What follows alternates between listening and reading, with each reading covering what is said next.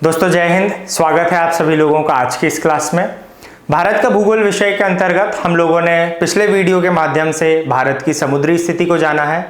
मैंने आप लोगों को बताया भारत से किस तरह से हिंद महासागर लग रहा है। उसके अलावा बहुत सारी छोटी छोटी चीज़ें जैसे हम लोगों ने देखे हैं सारे तटवर्ती राज्य जिसे हम लोग कहते हैं, सारे कोस्टल स्टेट। उसके अलावा जितने भी तट हैं, जितने भी हमारे कोस्टल एरिया हैं, उनको कुछ नाम दिए हैं विशेष, हम लोगों ने वो चीज़ें भी देखी हैं। और उससे पहले की अगर हम लोग बात करें, उससे पहले वाले वीडियोस में तो मैंने आप लोगों को बताया भारत के पड़ोसी देश और उनसे संबंधित जितनी भी महत्वपूर्ण विशेषता होती हैं उन सारी चीज़ों को। आज समुद्री क्षेत्राधिकार को ही आगे बढ़ाते हुए हम लोग बहुत छोटी छोटी सी ऐसी टर्म्स वो समझने वाले हैं जिनसे संबंधित प्रश्न तो नहीं बनते, लेकिन हाँ ये चीज़ है कि कॉन्सेप्ट क्लियर करना बहुत ज़्यादा ज़रूरी होता है। जैसे पेनिनसुलर इंडिया किसे कहते हैं, यानी प्रायद्वीपी भारत किसे कहते हैं, द्वीप क्या होता है, प्रायद्वीप क्या होता है, खाड़ियाँ क्या होती हैं, ऐसे बहुत सारी चीज़ें। तो वो सारी चीज़ें मैं कवर करने वाला हूँ क्योंकि आने वाला टॉपिक आप लोगों का द्वीप समूह ही होने वाला है, जिसमें हम लोग भारत के जितने भी इंपॉर्टेंट आइलैंड्स हैं उनके बारे में जानकारी देखने वाले हैं। जैसे अंडमान एंड निकोबार को देखेंगे, लक्षद्वीप को देखेंगे, तटवर्ती जितने भी द्वीप हो रहे हैं उनको सबको हम लोग देखने वाले हैं। तो उनसे संबंधित जो एकदम बेसिक सी चीज़ें होती हैं जो आप लोगों को पता होनी चाहिए, बिल्कुल उन सारी चीज़ों को लेकर आया हूं मैं। साथ ही साथ भारत का जो ये हम लोग देख रहे हैं जनरली हो रहा है, सारा का सारा जो सामान्य हो रहा है, इसमें कुछ एक जो पॉइंट्स बच गए हैं अधूरे, मतलब पिछले बार लिखने से जो रह गए हैं, उन सारी चीज़ों को मैं यहाँ पर कवर करने वाला हूँ। तो चलिए शुरुआत कर रहे हैं हम लोग पिछले वीडियो के माध्यम से। सबसे पहले तो यह बता दूँ, मैंने आप लोगों को बता चुका हूँ इस तरह से भारत का मानचित्र, जिसमें मैंने आज दो रंगों का उपयोग करा है। इसमें एक रंग उपयोग करा गया है इस तरीके से, पीला रंग। ये भारत की वो सीमा है जिससे पड़ोसी देश सीमा साझा करते हैं, मतलब ये पड़ोसी जितनी भी हमारी नेबर कंट्रीज हैं उनके साथ में बॉर्डर लगा रही है। ये स्थलीय सीमा है जिसके साथ में 7 देश हम लोगों को देखने को मिलते हैं। यहाँ से अगर हम लोग शुरुआत कर दें तो पाकिस्तान से शुरुआत होती, पाकिस्तान, अफगानिस्तान, चीन, नेपाल, भूटान, म्यांमार, और यहाँ पर हम लोगों को देखने को मिलती है एक कंट्री इस तरह से, यहाँ इसे हम लोग कहते हैं म्यांमार। इस चीज़ को हम लोगों ने समझा। साथ ही साथ इसके दक्षिण वाले क्षेत्र को हम लोगों ने पिछले वीडियो के माध्यम से समझा। इसके भारत का दक्षिण वाला ये वो क्षेत्र है जो समुद्र को सीधे स्पर्श करता है, या हम लोग कह सकते हैं यहाँ पर हमें समुद्र देखने को मिलता है।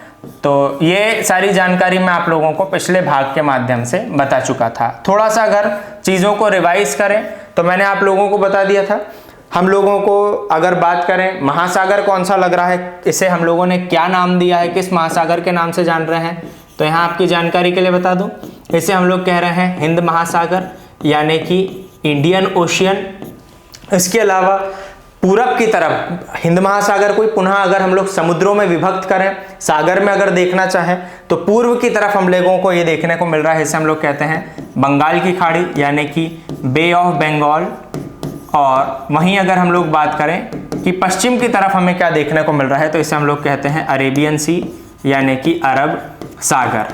पिछले वीडियो के माध्यम से हम लोग इन सारी चीज़ों को देख चुके थे। अब आज खाड़ी क्या होता है, सागर क्यों इसे बोला गया, अरब सागर ही क्यों कहा गया और क्यों इसका अन्य नाम नहीं रखा, प्रायद्वीप क्या हो रहा है, ऐसी हर एक बेसिक जानकारी को बताने वाला हूँ। प्रायद्वीप, द्वीप, इनमें सब में जो अंतर हो रहा है वो सारी चीज़ें देखने वाले हैं। तो चलिए देखते हैं।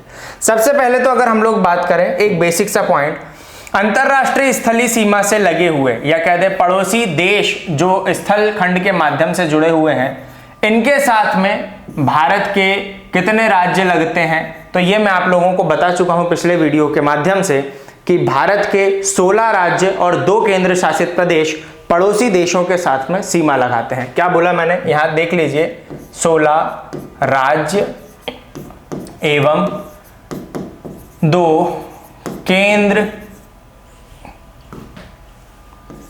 शासित प्रदेश क्या करते हैं, पड़ोसी राज्यों को स्पर्श करते हैं। सबसे पहली चीज ये लिखी है मैंने, जो कि इस बिंदु से इस बिंदु तक ऊपर की तरफ हमें देखने को मिलने वाले हैं। फिर अगर हम लोग बात करें यहाँ पर, हमें एक पॉइंट और क्या देखने को मिलता है, ये भारत की है समुद्री सीमा, या कहते हैं भारत का वह क्षेत्र है जो कि समुद्र को स्पर्श करता है। तो हम लोग इसको क्या लिख सकते हैं, 9 राज्य समुद्र को स्पर्श करते हैं। अब कौन कौन से 9 हैं, ये पिछले वीडियो के माध्यम से बता चुका हूं, अगर नहीं देखा है तो सबसे पहले उन सारी चीजों को देखिए, ठीक है। अब यहां पर जो शेष चीज बता रहा हूं, हम लोगों को 2 राज्य, इसको नोट कर कर आप लोग जो है लिख सकते हो, एक हाईलाइट कर कर ही लिख दे रहा हूं यहां पर मैं, नोट कर कर। क्या कह रहे हैं हम लोग, नोट कर कर जो पॉइंट लिख रहा हूं वो ये है कि भारत के 2 राज्य ऐसे हैं जो समुद्र एवं पड़ोसी देश दोनों को स्पर्श करते हैं, यानी कि टच करते हैं। एक सबसे पहला महत्वपूर्ण बिंदु आप लोगों का ये हो गया। भारत के 2 राज्य ऐसे हैं जो कि समुद्र एवं पड़ोसी देश दोनों को स्पर्श करते हैं। क्या कहना चाह रहा हूं यहां पर समझिए, जैसे अगर हम लोग बात करें 9 राज्य की कि कौन से ऐसे 9 राज्य हैं जो समुद्र को स्पर्श करते हैं, तो वो हो जाते हैं कुछ इस तरीके से, गुजरात, महाराष्ट्र, गोवा, कर्नाटक, केरल, तमिलनाडु, आंध्र प्रदेश, उड़ीसा, और कह सकते हैं इसको हम लोग वेस्ट बंगाल यानी पश्चिम बंगाल, ये कह सकते हैं 9 राज्य हो गए हैं। अब यहाँ पर क्या हुआ है, यहाँ से अगर हम लोग शुरुआत करें तो 16 राज्य पहले गिनवा चुका हूँ। अब हम लोग यहाँ पर चर्चा कर रहे हैं 2 ऐसे राज्यों की जो कि पड़ोसी देश और समुद्र दोनों को स्पर्श कर रहे हैं। क्या बोला है, समुद्र, यहाँ पर देखिए हाईलाइट कर कर लिख दे रहा हूँ मैं।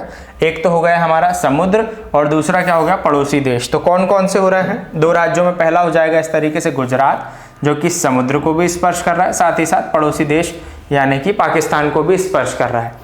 ठीक, अगर बात करें वेस्ट बंगाल, तो वेस्ट बंगाल का नक्शा कुछ इस तरह से ऐसे जाता है, अगर आप लोगों ने ध्यान दिया हो तो वेस्ट बंगाल समुद्र को तो स्पर्श कर ही रहा है, ये ध्यान रखना, पश्चिम बंगाल को स्पर्श कर ही रहा है। साथ ही साथ यहाँ पर नेपाल के साथ में भी सीमा साझा कर रहा है, भूटान के साथ में भी साझा कर रहा है, और बांग्लादेश के साथ में भी सीमा साझा कर रहा है। मतलब अन्य देशों के साथ में भी सीमा साझा हो रही है, या और सामान्य भाषा बोलें इंटरनेशनल बॉर्डर यानी अंतरराष्ट्रीय स्थलीय सीमा को भी छू रहा है, जलीय सीमा को भी छू रहा है। ये भी अंतरराष्ट्रीय स्थलीय सीमा को भी छू रहा है, जलीय सीमा को भी छू रहा है। तो ये आप लोगों को ध्यान रखना है ना। इसको और सामान्य वर्ड में हम लोग क्या लिख सकते हैं, अंतरराष्ट्रीय स्थलीय सीमा और इसके साथ साथ जलीय सीमा, इन दोनों को स्पर्श कर रहे हैं। ये आप लोगों को अच्छे तरीके से ध्यान रखना है। भारत के 16 ऐसे राज्य हम लोगों ने देखे जो अंतरराष्ट्रीय स्थलीय सीमा को स्पर्श कर रहे हैं। 9 राज्य ऐसे देखे हम लोगों ने जो सीधे तौर पर जल को स्पर्श कर रहे हैं। बचे हुए 5 ऐसे राज्य हैं जो ना तो अंतरराष्ट्रीय स्थलीय सीमा को टच कर रहे हैं, इंटरनेशनल लैंड बॉर्डर या इंटरनेशनल बॉर्डर को ना तो टच कर रहे हैं, ना ही कोस्टल लाइन है इनके पास में। मतलब ना तो अंतरराष्ट्रीय स्थलीय सीमा को छू रहे हैं, ना किसी देश के साथ में सीमा बना रहे हैं, ना ही समुद्र के साथ में सीमा बना रहे हैं। और ऐसे राज्यों को हम लोग कहते हैं भू आवेष्टित राज्य, इंग्लिश में बोलते हैं लैंड लॉक्ड स्टेट। जैसे मध्य प्रदेश, मध्य प्रदेश की सीमा ना तो समुद्र के साथ में लग रही, ना किसी पड़ोसी देश के साथ में लग रही, हम सभी जानते हैं। तो सबसे पहला हम लोगों ने देखा क्या, यहां पर, यहां लिख दे रहा हूं मैं लैंड लॉक्ड स्टेट, मतलब भू आवेष्टित राज्य। किसे कह रहे हैं भू आवेष्टित राज्य? जो ना तो अंतरराष्ट्रीय स्थलीय सीमा, ना ही जलीय सीमा को स्पर्श करें, ऐसे राज्य क्या कहलाते हैं? ऐसे राज्यों को कहा जाता है भू आवेष्टित राज्य यानी लैंडलॉक्ड स्टेट। कौन से हो रहे हैं, कितने हो रहे हैं? तो सबसे पहले जान लीजिए इनकी संख्या हो रही है, सबसे पहला तो यहाँ पर हाईलाइट कर लिख दूँ, इनकी संख्या हो रही है 5। कौन कौन से? यहाँ लाइन से लिख दे रहा हूँ। पहला हो रहा है मध्य प्रदेश, जो कि सबसे बड़ा लैंडलॉक्ड स्टेट है एरिया वाइज देखा जाए तो। दूसरा हो जाता है मध्य प्रदेश का ही पड़ोसी छत्तीसगढ़,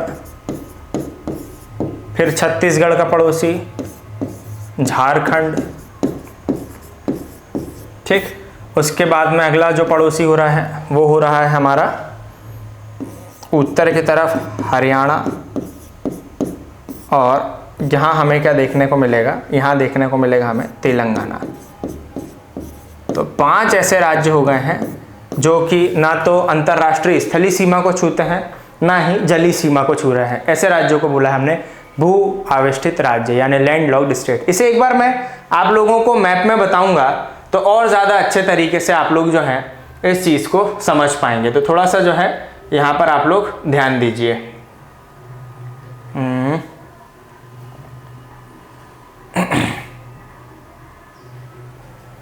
चलिए, ये जैसे उदाहरण के तौर पर हम लोग इसे ये लेकर आ गए हैं। तो एक बार क्या है कि मैं आपको काउंटिंग इनकी करवा दूं तो ज़्यादा अच्छे तरीके से आप लोग और समझ पाएंगे, ठीक है।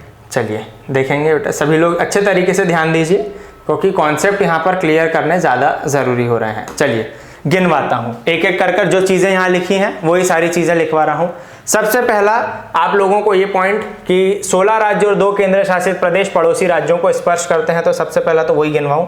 राज्य देखिए यहाँ पर अगर बात करें, एक हो गया गुजरात, दूसरा हो गया राजस्थान, तीसरा हो गया पंजाब, ठीक है, चौथा हो गया हिमाचल प्रदेश, पांचवा हो गया उत्तराखंड, छठा हो गया सिक्किम, सातवां हो गया अरुणाचल प्रदेश, आठवां नागालैंड, नवा मणिपुर, 10वां मिजोरम, 11वां हो गया त्रिपुरा, 12वां हो गया मेघालय, यहाँ पर ये हो गया 13वां असम, 14वां हो गया है वेस्ट बंगाल, ठीक है, 15वां हो गया उत्तर प्रदेश और 16वां हो गया बिहार। तो 16 राज्य हो गए। 2 केंद्र शासित प्रदेश कौन से?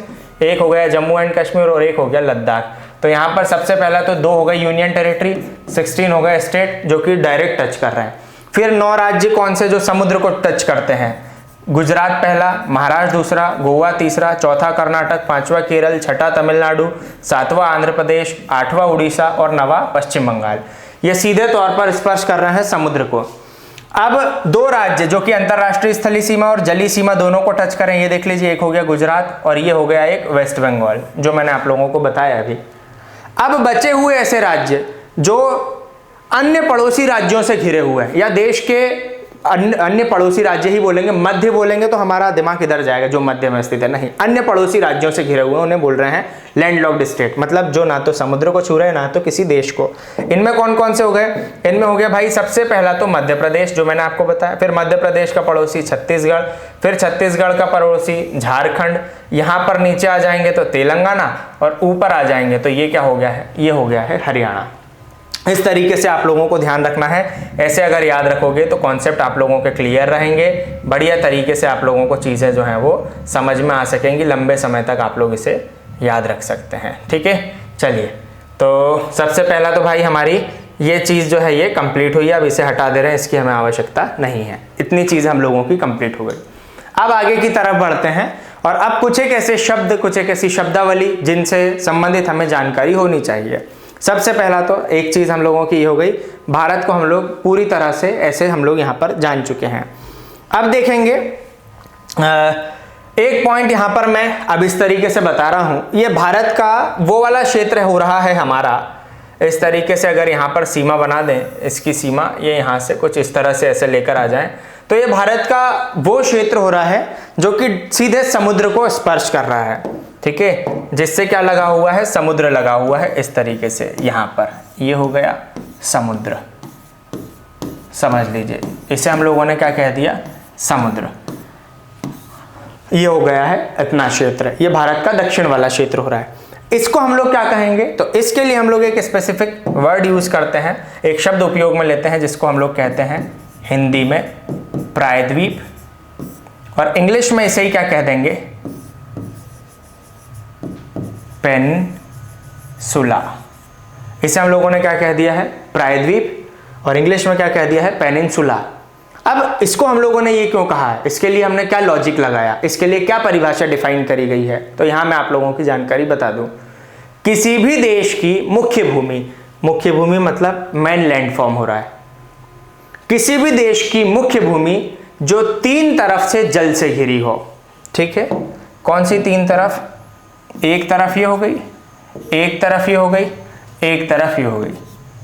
किसी भी देश की मुख्य भूमि जो तीन ओर से समुद्र से घिरी हुई हो, उसे क्या कहा जाता है, उसे कहा जाता है, उस मुख्य भूमि को कहा जाता है प्रायद्वीप या पेनिनसुला। आ रही बात समझ में, एक बार वापस बता दे रहा हूं। किसी भी देश की मुख्य भूमि, ऐसी भूमि जो तीन तरफ से समुद्र से घिरी हुई हो, उसे प्रायद्वीप या पेनिनसुला कहते हैं। तो यही कारण है कि भारत का ये जो क्षेत्र हो रहा है, भारत के इस क्षेत्र को हम लोग क्या कहते हैं, प्रायद्वीपीय भारत, यानी कि पेनिनसुलर इंडिया। तो सबसे पहले परिभाषा क्या लिख दे रहा हूं यहां पर, बहुत ही छोटे शब्दों में लिख दे रहा हूं मैं, प्रायद्वीप। प्रायद्वीप का मतलब होता है मुख्य भूमि का वह भाग जो तीन ओर से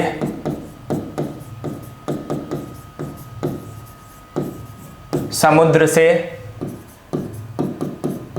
घिरा हो, तीन ओर से किससे घिरा हो, समुद्र से घिरा हो, प्रायद्वीप कहलाता है। यह ध्यान रखिए, प्रायद्वीप किसी भी मुख्य भूमि का ऐसा भाग होता है जो तीन ओर से सागर से घिरा होता है या समुद्र से घिरा होता है, उसे प्रायद्वीप या पेनिनसुला कहते हैं। इसी कारण भारत के इस भाग को प्रायद्वीपीय भारत या पेनिनसुलर इंडिया कहते हैं। तो सबसे पहला पॉइंट आप लोगों ने ये वाला क्लियर करा कि भाई प्रायद्वीप मतलब क्या होता है, ठीक है। तो सबसे पहली चीज हमने ये क्लियर करी। दूसरी जो चीज होती है, दूसरा जो हमारे लिए एक हम लोगों को शब्द देखने को मिलता है, वो होता है द्वीप। आखिरकार प्रायद्वीप तो समझ गए, द्वीप मतलब क्या होता है, तो यहां पर मैं बता दूं, द्वीप को हम लोग शब्द जो उपयोग में लेते हैं, उसके लिए हम लोग शब्द उपयोग में लेते हैं आइलैंड। हम इसकी आइलैंड, ठीक है। अब इसके लिए स्पेलिंग क्या लिखते हैं, ISLAND। इसको हम लोग बोलते जरूर हैं आइलैंड, आइसलैंड नहीं बोलेंगे, इसे क्या कहेंगे, आइलैंड, एस साइलेंट है, इसे हम लोगों ने कह दिया आइलैंड। आइसलैंड में तो एक कंट्री हो गई, एक कंट्री का नाम है, यूरोपियन कंट्री, उसे आइसलैंड कहते हैं। ये क्या हो रहा है, ये हो रहा है आइलैंड। तो द्वीप, आइलैंड किसे कहा जाता है, समझिए। सामान्य शब्दों में मैं आप लोगों को एकदम बता रहा हूं। आप लोगों ने देखा है नदी के बीच में टापू निकले हुए हम लोगों को दिखाई देते हैं, टापू, सभी लोगों ने गौर करा होगा, टापू। उस टापू को हम लोग क्या कहते हैं, उस टापू को ही एक थोड़ी तरीके की भाषा में हम लोग द्वीप कहते हैं और इंग्लिश में उसे आइलैंड कह देते हैं। हालांकि टापू जो है वो बहुत छोटे आकार के भूखंड के लिए उपयोग में लिया जाता है। शब्द जो है, जो टापू शब्द हम लोग उपयोग में ले रहे हैं, ये बहुत ही छोटे भूखंड के लिए ले रहे हैं, लेकिन जब इसका आकार थोड़ा सा बड़ा हो तब इसे हम लोग द्वीप कहते हैं, ठीक है। तो यहां पर देखिए क्या बताना चाह रहा हूं, देखिए एक ऐसे इमेजिन कीजिए आप लोग कि आप लोग हेलीकॉप्टर में बैठे हुए हैं और वहां से ऐसे नीचे झांक रहे हैं। आप क्या कर रहे हैं, हेलीकॉप्टर में बैठे हुए हैं, हेलीकॉप्टर में बैठे हुए हैं, तो आप लोगों को ये इस तरीके से ऐसा समुद्र जो है वो दिखाई दे रहा है, ठीक है। ये ऐसा समुद्र दिखाई दे रहा है और छोटी सी ऐसी ये आकृति भी ऐसी जो है ये आप लोगों को यहाँ पर ये दिखाई दे रही है कुछ इस तरीके से। इसके ऊपर ही ये पेड़ वेड़ और सारी चीजें जो है खड़ी हुई हैं, है ना। तो ये जो आकृति हो रही है, इसे आप लोग क्या कह दे रहे हो, इसे आप लोग कह दे रहे हो द्वीप। यही बोला है मैंने आप लोगों को। आप मान लीजिए आप अभी हेलीकॉप्टर पे और वहां से ऐसे झांक रहे हो, तो ये क्या दिख रहा है, समुद्र दिख रहा है और इसके अंदर उभरी हुई। अब इसे जैसे मान लो किनारे पे खड़े होकर देखोगे, तो किनारे पे खड़े हुए होकर देखोगे तो कैसा दिखेगा, ये कुछ इस तरीके से ऐसा दिखेगा। ये यहाँ पर ऐसा रहेगा और चारों तरफ क्या देखने को मिलेगा, चारों तरफ वाटर ही वाटर देखने को मिलेगा।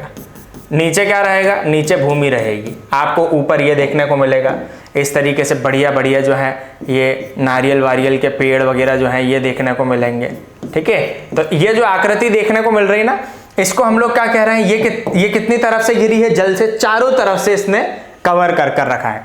एक दिशा ये हो गई, दूसरी ये हो गई, तीसरी हो गई, चारों पूरा पश्चिम उत्तर दक्षिण चारों दिशाओं से इसने जो है कवर कर कर रखा है, समुद्र के माध्यम से, सागर के माध्यम से। इसको हम लोगों ने क्या कह दिया, इसे हम लोगों ने नाम दे दिया है आइलैंड। इसे हम लोगों ने क्या कहा है हिंदी में, द्वीप। तो द्वीप क्या कह रहा हूं मैं, तो इसके बारे में हम लोग लिख रहे हैं, मुख्य भूमि नहीं लिख रहा हूं, इसके लिए मैं लिख दे रहा हूं केवल भूमि। भूमि मतलब लैंड फॉर्म की बात कर रहे हैं। भूमि का वह भाग जो चारों ओर से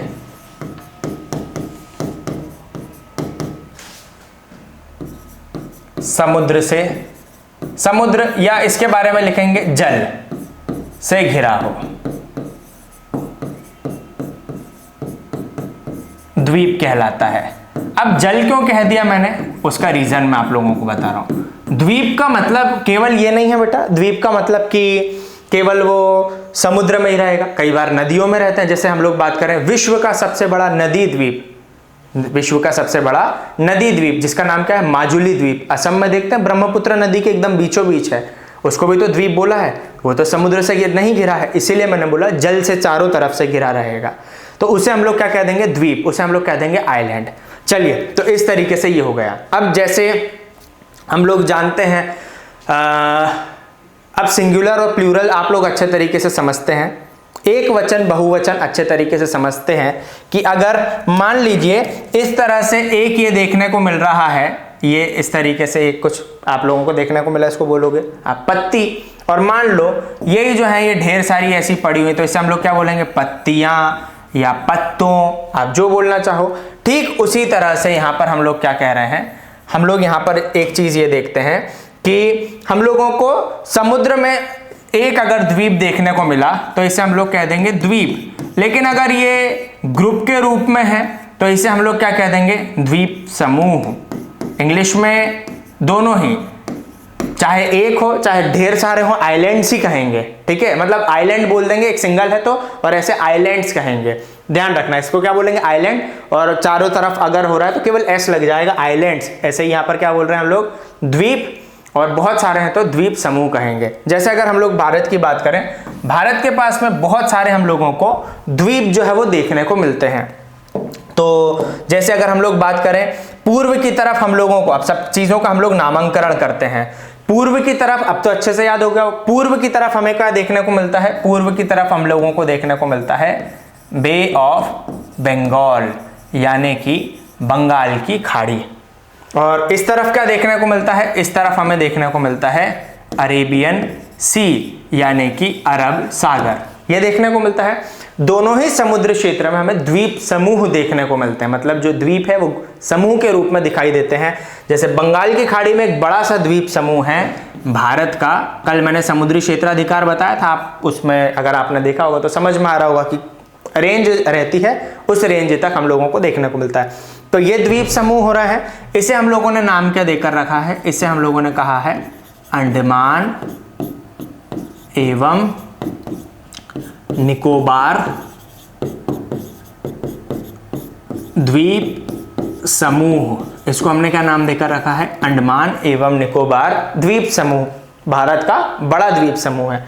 अगर बात करें अरब सागर में या भारत के पश्चिम की तरफ, केरल से आते हैं ना ऐसे पश्चिम की तरफ, तो हमें यहाँ पर द्वीपों का एक समूह देखने को मिलता है, इसे हम लोग कहते हैं लक्षद्वीप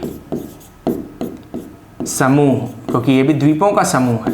इसके अलावा नाना प्रकार के और छोटे छोटे हम लोगों को यहाँ ऐसे छोटे छोटे द्वीप और भी हम लोगों को काफी सारे देखने को मिलते हैं जो तट से लगे हुए हैं।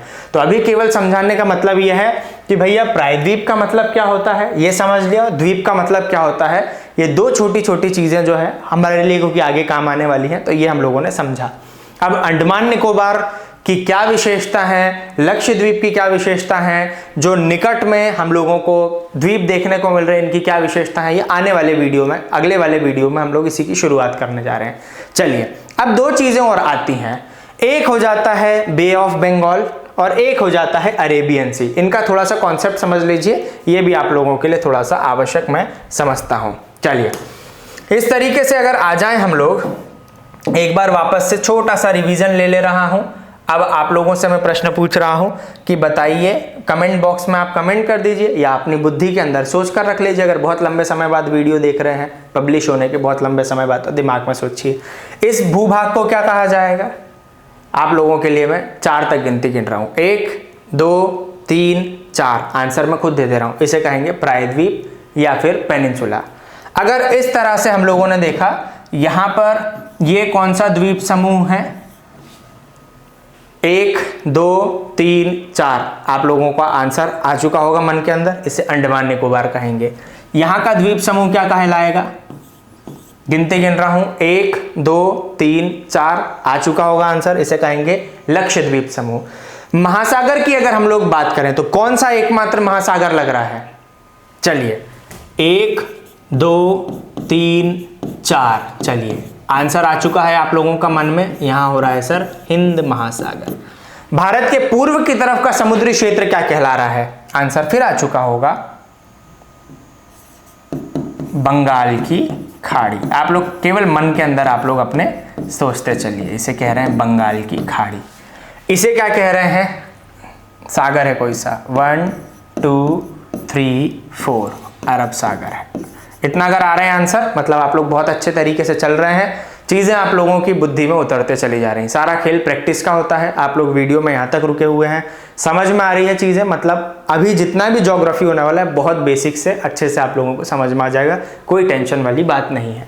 ये प्रायद्वीपीय भारत हुआ। हम जानते हैं इससे लगे हुए कुछ इस तरीके से ऐसे पड़ोसी देश हैं, जैसे हमें यहाँ पर पाकिस्तान देखने को मिलता है। यहाँ अगर हम लोग बॉर्डर बनाएं तो हमें एक कंट्री यहाँ पर बांग्लादेश के रूप में देखने को मिलती है, ठीक है। इस तरह से एक कंट्री हमें यहाँ पर म्यांमार के रूप में, इनकी सीमा वगैरह है ना, यहाँ इंडिया आ जाएगा, यहाँ पर क्या हो जाएगा, म्यांमार हो जाएगा, ये हम लोग जानते हैं। अब देखिए, अब 2 शब्दों के ऊपर हम लोग सबसे पहले बात करते हैं। सबसे पहले एकदम आसानी से मैं आप लोगों को बता दे रहा हूं कि इस समुद्री क्षेत्र को हम लोगों ने अरब सागर क्यों कहा। तो उसका कारण है, देखो सागर कहने का तो कोई लॉजिक नहीं, सागर मतलब समझ जाने का तो कोई लॉजिक है नहीं। सागर तो मतलब जानते हैं हम लोग, समुद्र को सागर बोलते हैं। और देशों से कभी भी जो है लगा हुआ जलीय क्षेत्र महासागर नहीं कहलाता है, क्योंकि देशों के निकट जो रहता है समुद्री क्षेत्र वो कम गहरा रहता है, कहते उथला रहता है। अरे समुद्र में पैर डालते ही थोड़ी एकदम उतर जाओगे, महासागर बहुत गहरे गहरे रहते हैं, बड़े बड़े जलीय जीवों के रहने का स्थान रहते हैं, बहुत बड़े विशाल विशाल, ठीक है। तो यहाँ पर ये अगर हम लोग इसको भी महासागर बोलने लगेंगे सामान्य बोलचाल में तो महासागर की बेइज्जती हो जाएगी, इसलिए इसको हम लोग समुद्र कहते हैं। अब समुद्री क्षेत्र कई पर्याय सागर हो जाएगा। इसे अरब सागर क्यों कहा, भारत से जब हम लोग इस तरह से ऐसे आगे बढ़ते हैं पश्चिम की तरफ तो हमें क्या देखने को मिलता है यहाँ पर, अरब प्रायद्वीप। अब प्रायद्वीप का मतलब अभी मैंने आप लोगों को बताया, इसे हम लोग क्या कहते हैं, अरब प्रायद्वीप। अरब कंट्रीज हैं, अरब देश हैं और उनसे लगा हुआ ये सागर है, इसलिए नाम क्या दे दिया गया, अरब सागर, ठीक है, इसको कह दिया गया अरब सागर।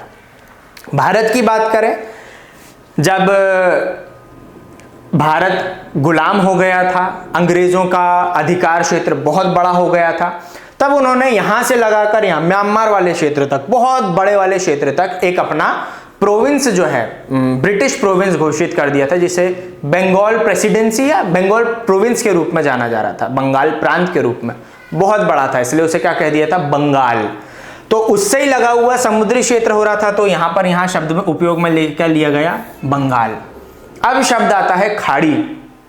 अब शब्द क्या हो रहा है, शब्द हो रहा है खाड़ी।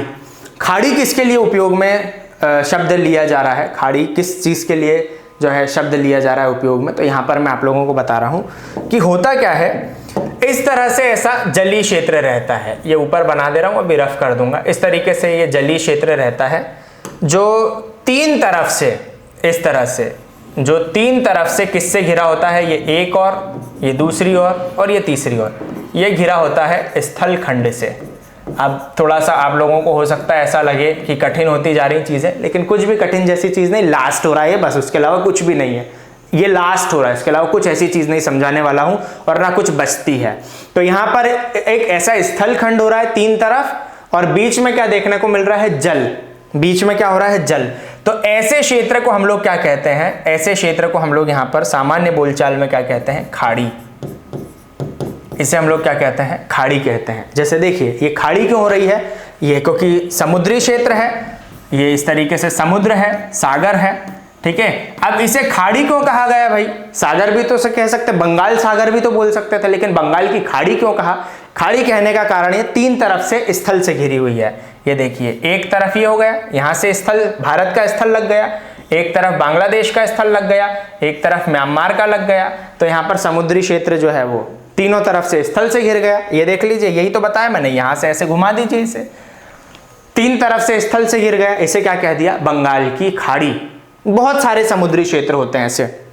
जैसे देखिए अब यहां पर हमें एक और देखने को मिल जाएगा, ये इस तरीके से ऐसे आगे बढ़ते हैं, यहां पर हम लोगों को एक और हमारा पड़ोसी मित्र देश देखने को मिल जाता है, जिसको हम लोग क्या कहते हैं, श्रीलंका। इसका नाम तो पता है, इसे हम लोग क्या कहते हैं, श्रीलंका। तो ये हो गया। बीच में क्या देखने को मिलता है, ये भगवान राम और पूरी वानर सेना हनुमान जी की, उन्होंने पुल निर्मित करा था, इसे बोलते हैं इंग्लिश में एडम्स ब्रिज, यानी आदम का पुल, राम सेतु पुल, ठीक है, इंग्लिश में एडम्स ब्रिज बोल रहे हैं। तो चलो ये भी अपने आप में एक स्थल क्षेत्र हो गया। यहाँ श्रीलंका हो गया, यहाँ पर इंडिया हो गया। अब इसको भी हम लोगों, यहाँ पर भी समुद्र हो गया, इसको क्या नाम दें, इसे अलग नाम देकर रखा है, इसे हम लोगों ने नाम देकर रखा है यहाँ पर, इसको ऐसा पॉइंट लगाकर थोड़ा यहाँ लिख दे रहा हूँ मैं, इसे हम लोग क्या कह रहे हैं बेटा, इसे हम लोगों ने नाम दिया है मन्नार की खाड़ी। इसे हम लोगों ने नाम दिया है मन्नार की खाड़ी, और इसे हम लोगों ने क्या कहा है, गल्फ ऑफ मन्नार, और इसे इंग्लिश में क्या कहा है, बे ऑफ बंगाल। इसे क्या कह दिया, बे ऑफ बंगाल। अब आप देखिए, हिंदी मीडियम वालों के लिए कोई टेंशन की बात नहीं, इंग्लिश मीडियम के लिए, हिंदी मीडियम वाले नहीं भी समझे चलेगा, लेकिन समझ लोगे तो अच्छे कॉन्सेप्ट क्लियर हो जाएगा। खाड़ी का आकार जब बड़ा हो जाता है, खाड़ी का आकार जब बहुत विशाल हो जाता है, तब उसे इंग्लिश में क्या कहते हैं, बे कहते हैं। जब खाड़ी का आकार बहुत विशाल हो जाए तब इंग्लिश में बे कहते हैं। वहीं खाड़ी का आकार जब छोटा हो तब उसे क्या कहते हैं, तो उसके लिए शब्द उपयोग में लेते हैं गल्फ। हिंदी में तो चाहे बड़ी खाड़ी हो चाहे छोटी खाड़ी हो, खाड़ी ही कहेंगे। बंगाल की खाड़ी, मन्नार की खाड़ी, यहाँ क्या बोल रहे हैं, बे। बे मतलब हो रही बड़ी खाड़ी, बे मतलब बी से बड़ी, बी से बे, बे से हो गई बड़ी खाड़ी, और गल्फ से क्या हो गई है, गल्फ से हो गई छोटी खाड़ी, इसको बोल दिया मन्नार की खाड़ी। देखिए एक ऐसा समुद्री क्षेत्र हम लोगों को और इधर देखने को मिलता है, इस तरफ से, ये यहाँ पर, ये देखिए तीन दिशा हो रही है, ये एक दो ये तीन, ये हो गई तीन दिशा से, फिर समुद्र जो है घिर गया। इसे हम लोग क्या नाम देंगे, इसे हम लोग कहना चाहेंगे बेटा यहाँ पर खंभात की खाड़ी।